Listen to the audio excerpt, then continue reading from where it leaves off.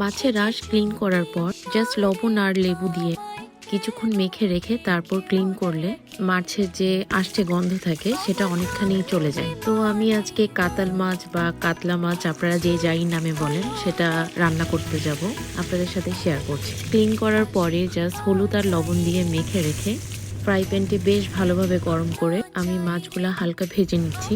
সাথে দু একটা লং দিয়েছি জাস্ট ফ্লেভারের জন্য। সেম প্যানে পেঁয়াজ কুচি, আদা রসুন বাটা আর যে স্পাইসগুলো আমি মেখে রেখেছি সেগুলো কিছুক্ষণ রান্না করার পরে একটা টুইস্টটা হলো আমি এই স্পাইস গ্রেভির সাথে ইউজ করেছি টমিয়াম পেস্ট। মশলা কষানো হয়ে গেলে মাছগুলো অ্যাড করে দিব, আর সাথে আমি ইউজ করেছি ফ্রোজেন লাইম লিফ। রান্নার শেষ পর্যায়ে অ্যাড করে নিচ্ছি হাফ টি স্পুনের মতো গরম মশলা আর হালকা টালা জিরে গুঁড়ো, টমেটো, কাঁচামরিচ, ধনেপাতা দিয়ে রান্নাটা শেষ করব। একবার হলেও এভাবে ট্রাই করে দেখবেন। And don't forget to like my video, subscribe, Glimpse of Isa.